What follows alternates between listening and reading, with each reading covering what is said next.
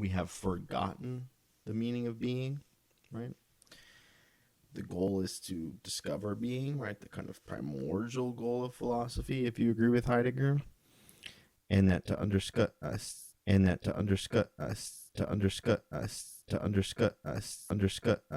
uncover the meaning of being. It's not enough even to ask what is the meaning of being, but to ask what it is to ask the meaning of being, because we have already been so influenced by history about how we're going to ask that question.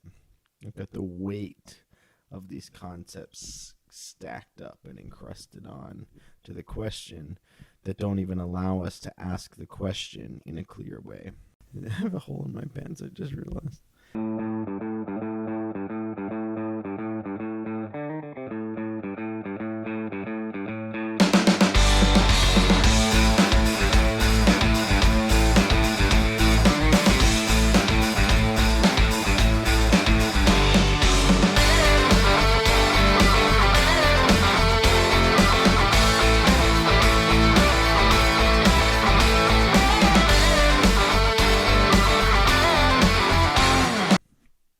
So we're going to go ahead and go to chapter 1, the necessity, structure, and priority of the question of being, and go through each subpart. Necessity, structure, priority. Okay.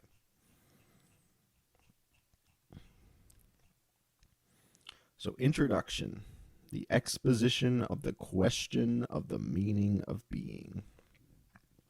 Part 1, chapter 1. The necessity, structure, and priority of the question of being, right? So that's the first, outlining those 4 things is the first step. So this question, right, that Heidegger has been leading us towards is a question that he thinks we've forgotten, right? And mostly he thinks we've forgotten it because he thinks we've already answered it. We already know what the meaning of being is. And because of that, we don't ask anymore, right? Because we think we already know. And so I foreshadowed that a little bit in what I was talking about earlier. But we can actually get into the text now and see what he actually says. And this is what it means to say the necessity, why we have to ask this question again. Okay. So let me just read this. The necessity of an explicit retrieve of the question of being. This question has today been forgotten, although our time considers itself progressive in again affirming metaphysics. All the same, we believe that we are spared the exertion of rekindling a battle of giants concerning being. But the question touched upon here is hardly an arbitrary one. It sustained the avid research of Plato and Aristotle, but from then on ceased to be heard as a thematic question of actual investigation. What these two thinkers achieved has been preserved in various distorted and camouflaged forms down to Hegel's logic. And what then was wrested from phenomena by the highest exertion of thought, albeit in fragments and first beginnings, has long since been trivialized. So 2 things to note. 1, like I talked about, right, that it was an actual question for Plato and Aristotle is a way of saying that being unveiled itself to them, that they were aware of how perplexing, like we talked about, how perplexing being is. And that at some point it was lost after, right? Maybe because people thought that Plato and Aristotle had solved it, or maybe that the question just could not emerge as something that was important or worth asking afterwards. And it's very interesting that Heidegger says what these 2 thinkers achieved has been preserved in various distorted and camouflaged forms down to Hegel's logic. Camouflaged is very interesting, and I'm actually not sure what's going on there with camouflaged. We might have to come back to it, right? But it's interesting to think about. I mean, in the sense in which distorted, I think is clear, right? There's a sense that there's this initial concept, initial emergence of being, or initial encounter with being, and then it's lost, right? And then it gets turned into a concept, It gets ossified, it gets reified, it turns into this crusty idea, and we lose what's real and forceful in it. I think a little bit of an example is something like listening to jazz, like to hear jazz in the 40s or 50s or even the 60s is to hear something really radically new and free and exciting and different. And to listen to jazz in 2021, you have to recover that, right? Because all of that is buried by jazz getting turned into an institution, right? Jazz getting turned into, tickets you pay $100 for, and everyone wears their nice button-up shirt, right? And shows up and says, oh, I'm having a cultural evening, right? That Miles Davis said, jazz was becoming the music of the museum, right? It was losing its living force, right? But you could re-encounter jazz. If you work really hard, you could dig away all those associations, those, bougie associations, those, all the Christmas soundtracks, all the movies it's in, and get back to the lively force of jazz or something like that. That's an example that helps me thinking about art, especially to think about this idea of there being this initial moment of encounter or of truth that happens that gets buried by the weight of history. So I get the distorted, but camouflaged. It's interesting, camouflage. And in fact, this is a moment that we can do something like this, which going forward, I might share my internet, actually, my Chrome, but I didn't do this before. If you look up camouflage, the word, you can just go into Google, define camouflage. And maybe, let's see if I do this. So we can do this. We can look at camouflage, right? And come down here, right? Obviously, it's good to read the definition, right? Because even if you know a definition of a word or know how to use it, sometimes there's hidden things stuck in there. But especially for Heidegger, for sure, coming down here and doing this. So it has a root in French, right? Whiff of smoke in the face. So something about like smoke covering and hiding. Italian, just to disguise, to deceive. So it kind of already has the sense. Well, it says concealment. So actually that's very interesting for Heidegger, right? If it's about concealing, then it's a concealing of being, which can also be a forgetting and a withdrawing of being, right? That being is not unconcealed. That for a moment, for Plato and Aristotle, being was unconcealed. And then it withdraws again, and it is concealed again. Right, and when it's fully unconcealed, if that's even possible, it's like an eschatological light blinding you and making it impossible to even take in being or truth. So that's very interesting then.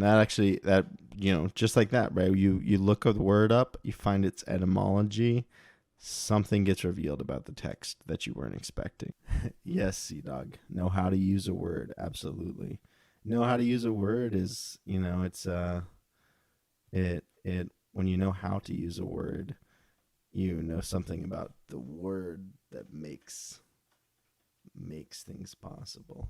Absolutely. It's camouflaged forms. So down to Hegel's logic, the form of what is was concealed, right? To say it was camouflaged is to say it was concealed, is to say it was lost, right? It was buried underneath the weight of history. And what then was wrested from phenomena by the highest exertion of thought, albeit in fragments and first beginnings, has long since been trivialized. So it's not that Plato and Aristotle knew the truth, right? It's that in a fragment, in a first beginning, there was a moment of rupture and a moment of opening and a moment of coming forth in being. But it's long since been trivialized, right? So whatever there was, whatever possibility might have been opened, has been lost, according to Heidegger. So let's move on to the second paragraph. Not only that, on the foundation of the Greek point of departure for the interpretation of being, a dogma has taken shape which not only declares that the question of the meaning of being is superfluous, but sanctions its neglect. It is said that being is the most universal and the emptiest concept. As such, it resists every attempt at definition. Nor does this most universal and thus indefinable concept need any definition. Everybody uses it constantly and also already understands what is meant by it. Thus, what troubled ancient philosophizing and kept it so by virtue of its obscurity has become obvious, clear as day, such that whoever persists in asking about it is accused of an error of method. It says, right, that the question can be ignored. Being is the most universal and emptiest concept. Right. So I think we can see where this is going if we know something about Heidegger, which is that this is going towards metaphysics, right? To say it's the most universal and emptiest concept is a way of saying it's a kind of abstract, meaningless concept, right? It's universal. It's a predicate which applies to everything. I mean, of course, I don't think Heidegger is going to use those words, but it's a predicate that applies to everything. So much so that it doesn't have any meaning in and of itself, and it's empty. It's just that which says something is, right? And especially if you take a kind of Parmenides view, where it's very difficult to even think about non-being, right? Being kind of brutally asserts the fact of its existence, then being is kind of an empty concept because everything has being. So being is what is as it is, right? And if so, then there's no reason to ask the question, right? And there's also no ability, as Heidegger says, to give a definition of it because being is so abstract and lost. Everybody uses it constantly and also already understands what is meant by it. Thus, what troubled ancient philosophizing and kept it so by virtue of its obscurity has become obvious, clear as day, such that whoever persists in asking about it is accused of an error of method. It's what we were talking about earlier with Plato and Aristotle, right? The moment we thought we had understood what we had meant, but now we have become perplexed. The method, it's a mistake, they think, to even ask about being, because we already know what it is. It's so obvious. If you don't have that Socratic fly in your ear buzzing and annoying you and saying, no, you have to ask what is being, then you don't have that moment of being perplexed, of becoming perplexed and confused and saying, I don't know what it means to be. I can't even comprehend my own being, right? So it's obviously, in the way Heidegger's setting it up, it's not that anyone is right to say that being is obvious or an empty concept or too simple and known to think about, but that they're doing that is precisely the failure of philosophy to emerge. With the Western tradition, where supposedly philosophy has emerged in at least this one place, there's other places also, but in this one place where philosophy has supposedly emerged, no one can ask the question. Why? Heidegger thinks because it's been buried. Because that initial insight in ancient Greece has been buried under the weight of history. It's been lost. And no one any longer even knows how to ask the question of the meaning of being. At the beginning of this inquiry, the prejudices that constantly instill and repeatedly promote the idea that a questioning of being is not needed cannot be discussed in detail. They are rooted in ancient ontology itself, that ontology can in turn only be interpreted adequately under the guidance of the question of being which has been clarified and answered beforehand. One must proceed with regard to the soil from which the fundamental ontological concepts grew, and with reference to the suitable demonstration of the categories and their completeness. We therefore wish to discuss these prejudices only to the extent that the necessity of a retrieve of the question of the meaning of being becomes evident. Right. So we can kind of move on, because the three prejudices are what we're going to discuss in the next three paragraphs. This is that really systematic structure we have here. I'm going to discuss the prejudices. Here's the three prejudices, whatever. But one thing that I want to point out is this couple of sentences, that ontology can in turn only be interpreted adequately under the guidance of the question of being which has been clarified and answered beforehand. One must proceed with regard to the soil from which the fundamental ontological concepts grew, and with reference to the suitable demonstration of the categories and their completeness. So obviously one thing that we could talk about is the kind of romantic imagery of nature and concepts growing out of the ground here. Also, there's a connection to Deleuze's concept of autochthony, of concepts emerging out of the earth on their own. That ontology can in turn only be interpreted adequately under the guidance of the question of being which has been clarified and answered beforehand, is a way of saying, right, that everyone has already decided what that question is, and that determines the investigations, right?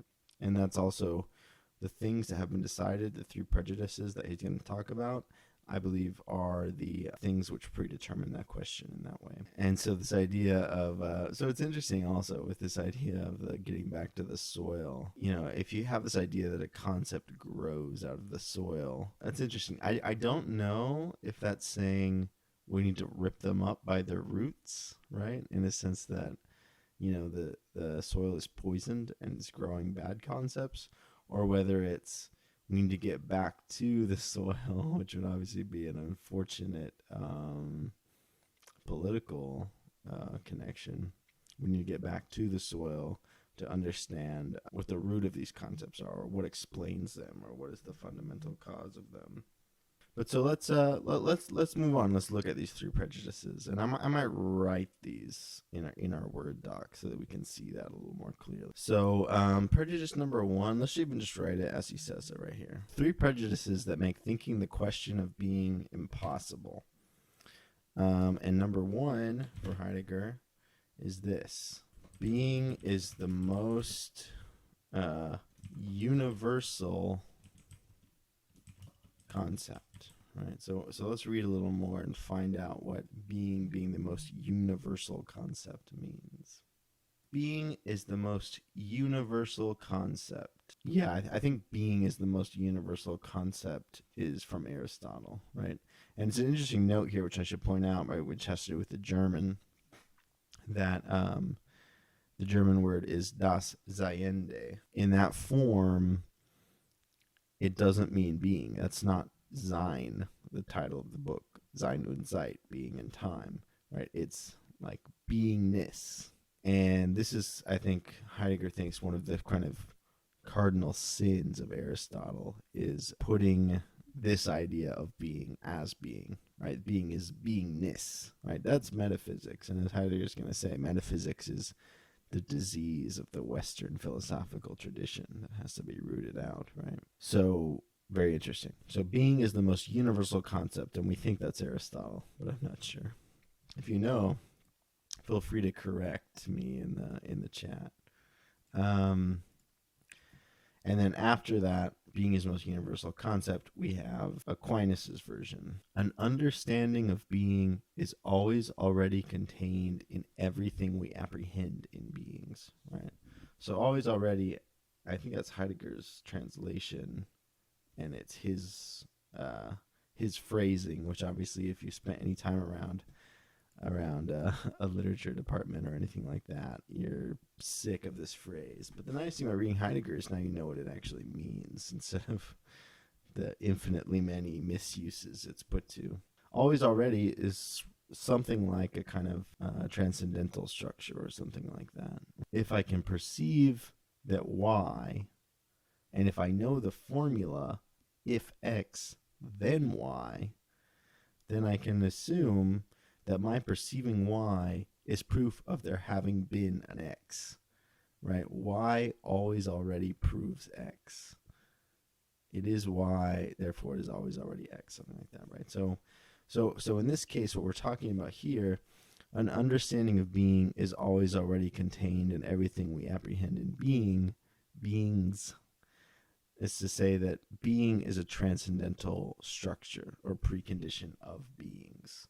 So the fact that we perceive beings, this Y, beings, we know that there is some being which is the cause of them, right? Which gives them.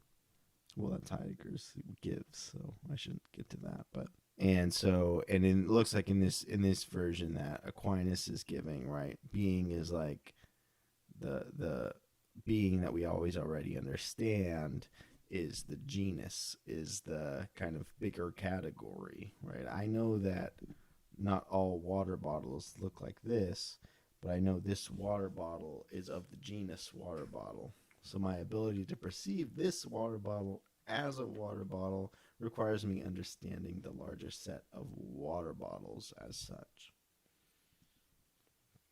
And that's being in general, apparently, according to Aquinas, based on this quote. I don't know, I've never read Aquinas. Okay. And Heidegger says, but the universality of being is not that of genus. Being does not delimit the highest region of beings so far as they are conceptually articulated according to genus and species. Being is not a genus. You ever like say a word, and hearing yourself say it, it starts sounding weird a bunch? That's what's happening to me with genus. It sounds weird. But the universality of being is not that of genus, right? So for Heidegger, it does not delimit the highest region of beings, right? So the highest region, which is a word that Husserl used, but I don't know if this is a Husserlian reference or not. The highest region of beings is, that's just saying like, oh, it's the set, right? The set of beings. Heidegger wants to say specifically that's not what being is. As being so far as they are conceptually articulated according to genus and species, right? The universality of being surpasses the universality of genus. So to use surpass, it means, it is kind of in a weird way like hierarchical, but it's beyond even the idea of just a set of all things, right? He says after this, the universality of being surpasses the universality of genus. According to the designation of medieval ontology, being is a transcendence, which is a Latin word, I guess. Is it? Well, I don't know medieval Latin or really classical Latin, but I'm wondering if the C is hard. It doesn't matter. Being is a transcendence. I don't know. Aristotle himself understood the unity of this transcendental universal as opposed to the manifold of the highest generic concepts with material content as the unity of analogy. Despite his dependence upon Plato's ontological position, Aristotle placed the problem of being on a fundamentally new basis with this discovery. To be sure, he too did not clarify the obscurity of these categorical connections. Medieval ontology discussed this problem in many ways, above all in the Thomist and would it be Scotist schools, I guess, if it's done Scotus, without gaining fundamental clarity. And when Hegel finally defines being as the indeterminate immediate and makes this definition the foundation of all the further categorical explications of his logic, he remains within the perspective of ancient ontology, except that he does give up the problem raised early on by Aristotle of the unity of being in contrast to the manifold of categories with material content. If one says accordingly that being is the most universal concept, that cannot mean that it is the clearest and that it needs no further discussion. The concept of being is rather the most obscure of all, right? So there's a lot going on there, and this comes up a little bit on my limits since I haven't read Aristotle at all, unfortunately, which I know is like the most significant philosopher on Heidegger, at least one of the most significant, certainly in that pantheon of people that really defined Heidegger's work. But Aristotle himself understood the unity of this transcendental universal as opposed to the manifold of the highest generic concepts with material content as a unity of analogy. So one thing is that I'm thinking of Kant, and now I'm wondering if this is where Kant gets the analogies of experience. I have no idea if that's true or not, but maybe, right? So if Aristotle understood the unity of this transcendental universal as the unity of analogy, let's go to the Google. We'll try this. So analogy, late Middle English in the sense of appropriateness or correspondence, proportion. Okay. So analogy at its root in Greek especially is about proportions, right? So also now I'm relating it to Adorno also, but there's this like relation between things is what it names ultimately. So if Heidegger's saying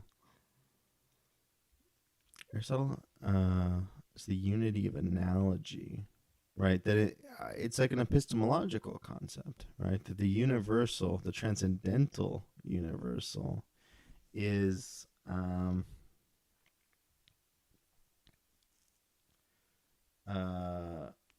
the unity of analogy, is the unity of proportions or relations connected in the understanding, maybe.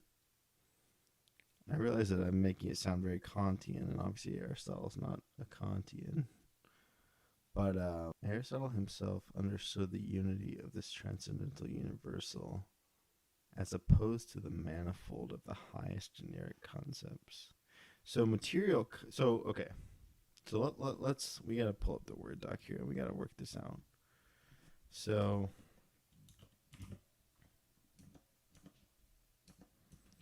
Aristotle himself understood the unity of this transcendental universal. Sometimes it helps to just literally rewrite it as opposed to where am I looking? Oh, as opposed to the manifold. So okay, so that's an important word in Husserl. Well, first, second list is also an important word in Kant. Of the highest generic concepts with material content as the unity. So the transcendental universal has a unity, which is obviously a super important word in the history of philosophy, Western philosophy anyway. That feels less important now, and in that sense, I don't feel perfectly qualified to say with certainty what is at stake in something like the unity of something or the unity of the universal. But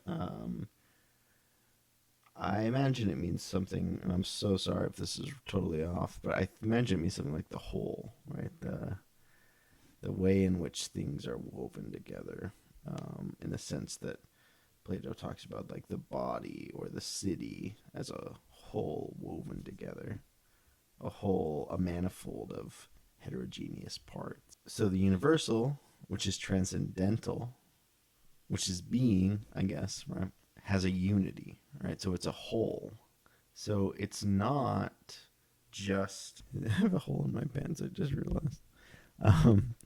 Yeah, precisely not that being is just the set of things, right? It's not a generic concept, right? It has a unity, right? It's a whole unto itself, which is opposed exactly to the manifold of the highest generic concepts with material content, right? So material content is, in this context, is just the stuff that's around, right? So if I pick up my phone, my water bottle, my beanie, my microphone, those are all things that have material content, i.e., I can experience them sensually. And you could say there's a manifold of the highest generic concepts, right? That the set, which includes hats, shirts, water bottles, phones, or even maybe higher than that, like solids, liquids, whatever, gases, or higher than that,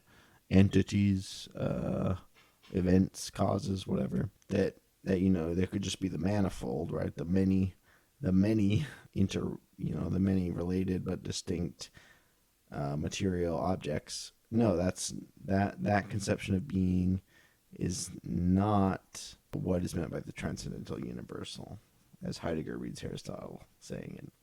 Right, the transcendental universal is a whole unto itself that has a unity. And this unity is the unity of analogy. So we should I don't know. I'm not 100% sure what that means, but maybe there's this kind of epistemological or anti-epistemological Heideggerian phenomenological understanding of the unity of being as the unity of the way in which things are proportionally related to each other, maybe. Okay, so actually I have some sketchy preliminary idea of what that sentence means now. Despite his dependence upon Plato's ontological position, Aristotle placed the problem of being on a fundamentally new basis with this discovery.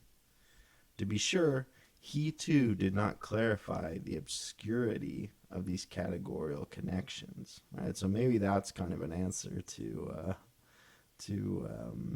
my question I'm asking. And since I don't know what the unity of analogy means, it was a first beginning. It was a first fragmented attempt. So maybe no one really can make sense of how these things fit together. But the discovery, I guess, Heidegger's saying that Aristotle had, which Plato didn't, is this realization that being is not a genus. This idea that being is a distinct whole, a distinct unity. Medieval ontology discussed this problem in many ways, above all in the Thomist and Scotist schools, without gaining fundamental clarity. Right, so basically, right, there was a lot of Aristotelian stuff going on in the scholastics, and they just got more confused, and it didn't help anyone, I guess. And when Hegel finally defines being as the indeterminate immediate, right? So we're going to do Hegel on this channel, but we haven't yet, and I've never read Hegel. So indeterminate immediate, I'm sure it's very convoluted like everything in Hegel is, but I guess we could do a preliminary stab and just say it's being is what is immediate to us, right? Unmediated, right? So being is just that thing we have this direct encounter with every day. But it's indeterminate, right? It doesn't have a determinate structure or meaning. It's not clear what being is, but it's immediately in contact with us all the time, pressed up against us. So when Hegel finally defines being as the indeterminate immediate and makes this definition the foundation of all the further categorical explications of his logic, he remains within the perspective of ancient ontology, right?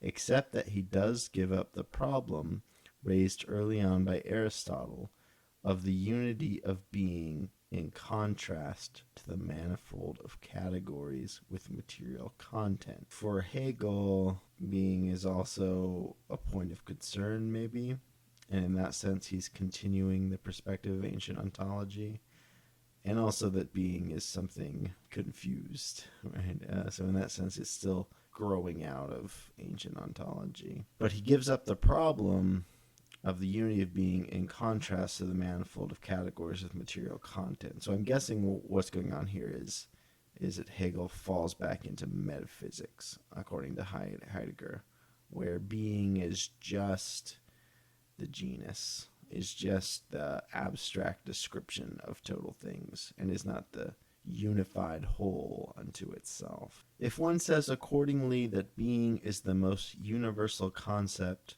that cannot mean that it is the clearest and that it needs no further discussion. The concept of being is rather the most obscure of all. So in other words, this question that being is the most universal concept, which is one of the prejudices, right? This idea that everyone knows what being is.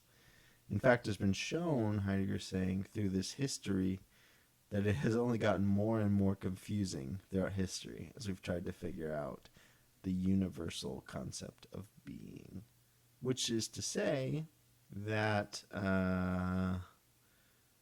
this prejudice, their being is the most universal concept, not only is not a reason to not raise the question of the meaning of being or to consider it answered, but in fact is a driving force for why we must raise anew the question of the meaning of being. Okay, so we did that. We good on that one. So the second prejudice, yeah, thanks you, dog. I hope it's interesting. I'm doing my best. It's hard stuff. I'm trying to dig through it. So the second prejudice is the concept of being is indefinable. And I'm actually doing something here that I probably shouldn't be doing, which is I'm capitalizing being, even though I'm using the new translation, which no longer does that. Well, whatever. I'm going to leave it now. It's kind of standard in the literature, but okay. The second prejudice, the concept of being is indefinable, right? And that's kind of already something that we started getting into with the first prejudice. So I guess these prejudices aren't totally separate or unrelated. So number 2, the concept of being is indefinable. This conclusion was drawn from its highest universality, and correctly so if definition is achieved through the proximate genus and the specific difference. Right, so this prejudice, as he's saying, it follows from the first one. The conclusion was drawn from its highest universality. And correctly so if definition is achieved through the proximate genus and the specific difference. Indeed, being cannot be understood as a being. That's a very famous quote, right, that people bring from this, right? Being is not a being, right?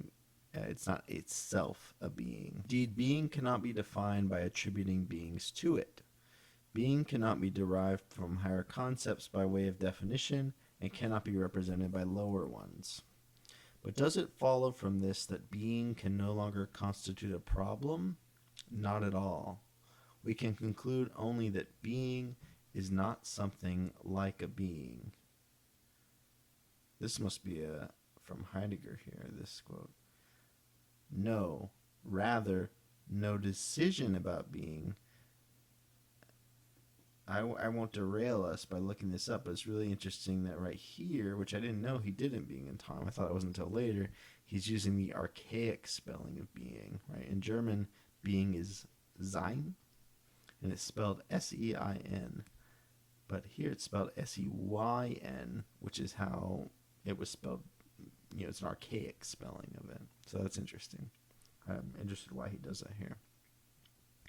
No. Rather, no decision about being can be made with the help of such conceptuality. We conclude only that being is not something like a being. Huh. Yeah. Indeed. That's a difficult to make sense of right there. We can conclude only that being is not something like a being.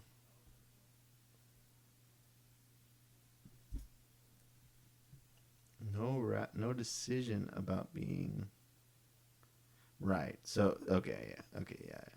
No decision about being can be made with the help of a concept of being. Right. So that's the anti-metaphysics, the anti-abstract reasoning that being is just kind of like an abstract set which holds or explains all things. Right. No, being is something.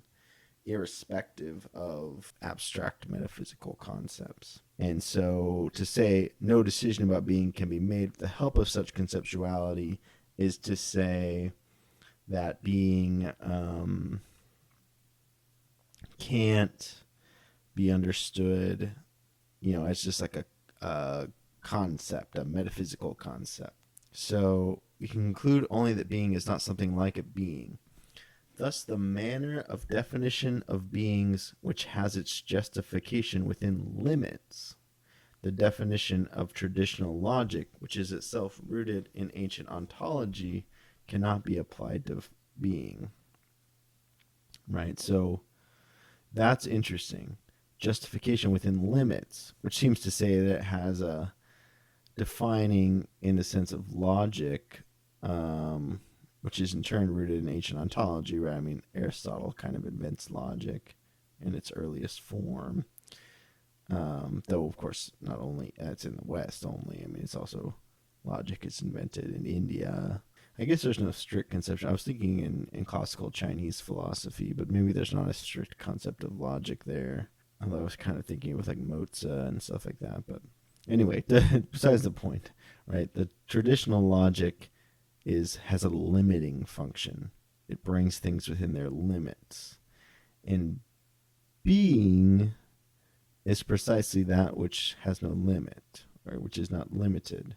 So it actually leads to confusion to say that being is not something like a being or like the conceptuality where being, you say, well, I'm a social animal, so being is a sociality or something like that, right? That's where being is parasitic on a concept.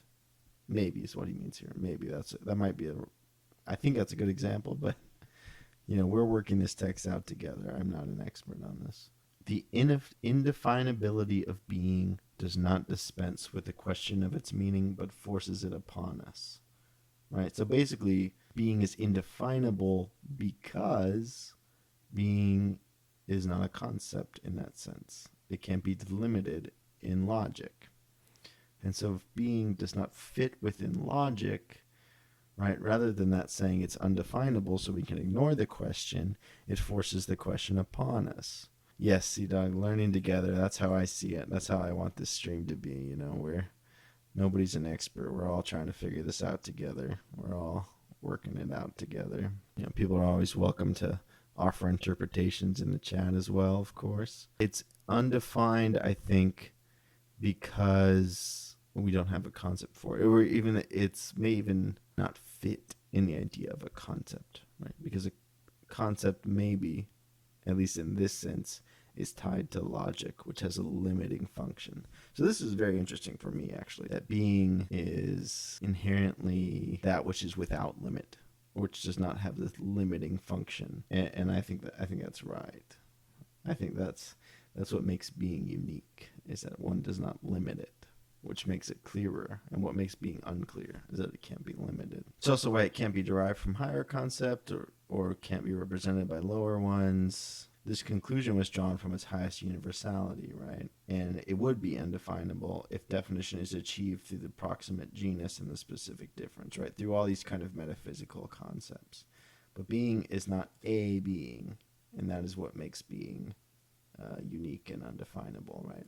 But rather than this being a prejudice that supports not answering or solving the question of the meaning of being, what it does is it pushes us to think being, as it demands us to think what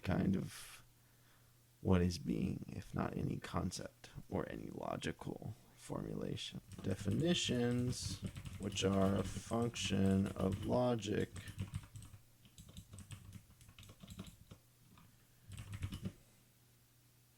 are limiting, right? And so this is, there's something Bergsonian in this kind of, in the way in which things come forth in different ways. But definitions which are a function of logic are limiting, right? So they bring forth some aspect of something. they clarify by way of separating being as that universal whole or even unitary structure, that which is not limited and which cannot be defined. Okay. Yes. Cool. That makes a lot of sense. Yeah, I'm learning a lot already, so this is great. Okay, and then the third prejudice. Right, the first is that being is universal. Right, so it's just kind of this empty universal concept. The second is that, being is indefinable. And the third is that being is a self-evident concept. We don't have to ask what being is because it's so obvious that we already know. Number 3, prejudice number 3, being is the self-evident concept.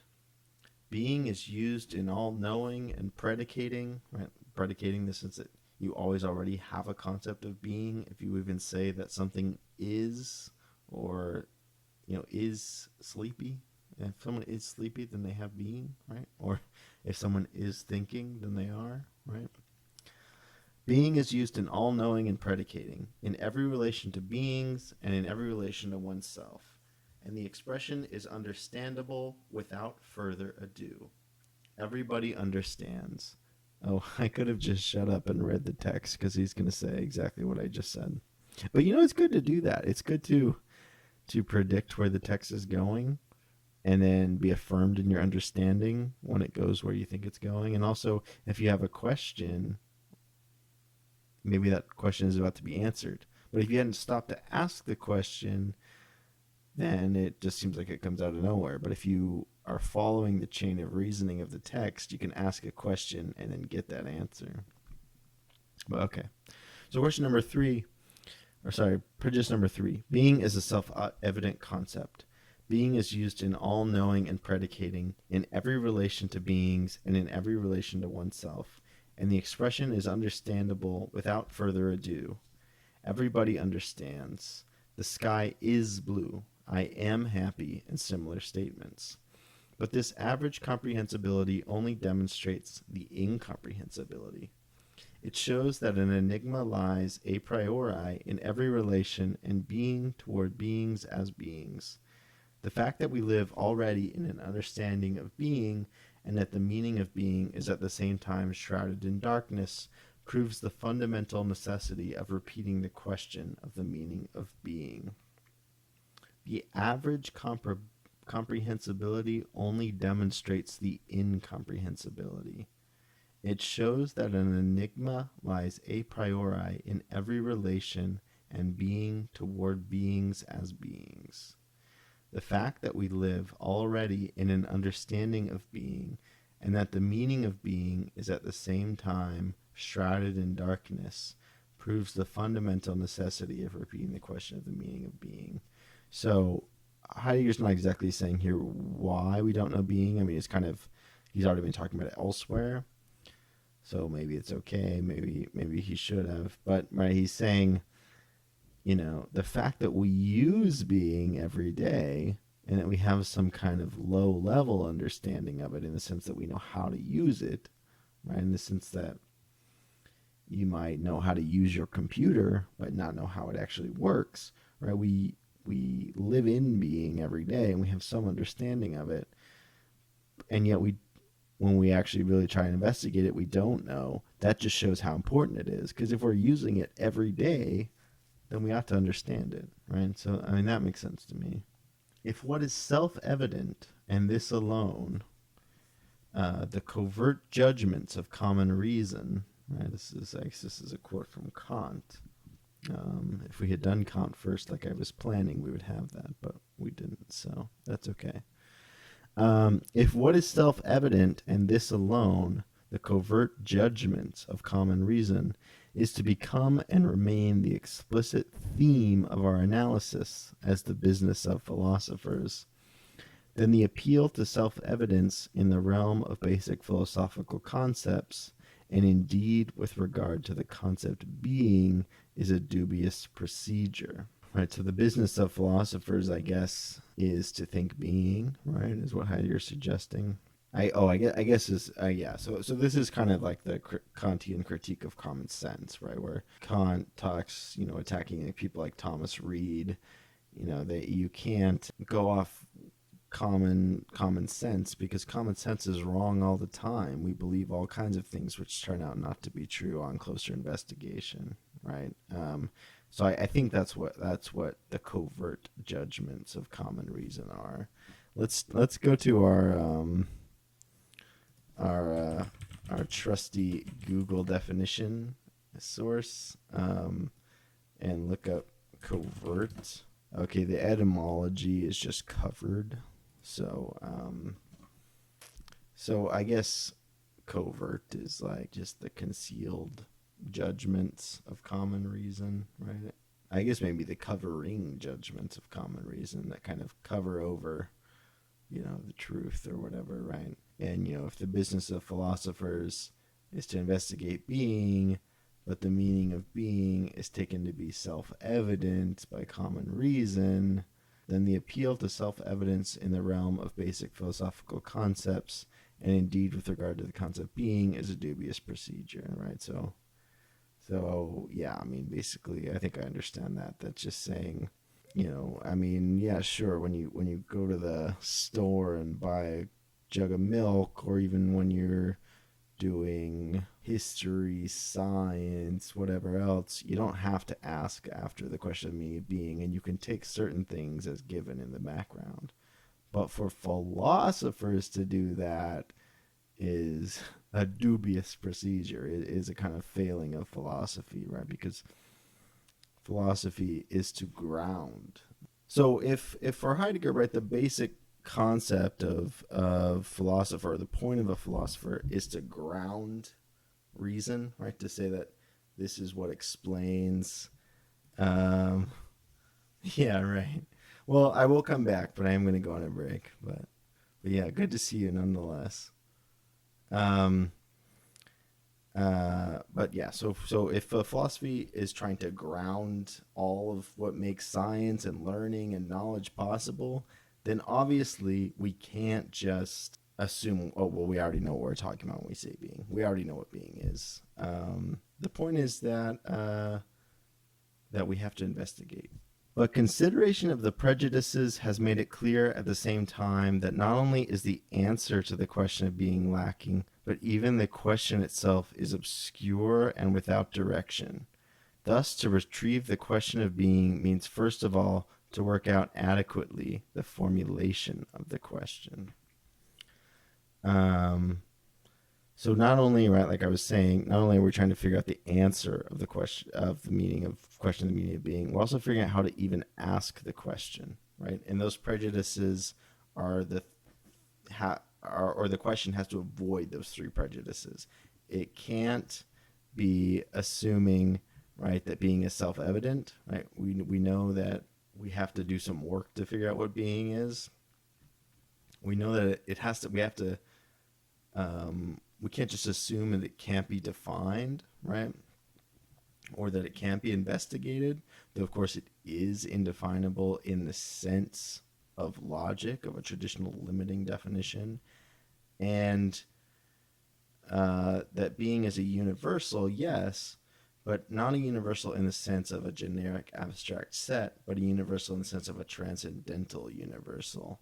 It's unity in itself, which Aristotle calls the unity of analogy. We don't know yet if Heidegger's going to agree with him or not on that. But so that's the kind of first section, the necessity, right, and the prejudices that stop us from retrieving.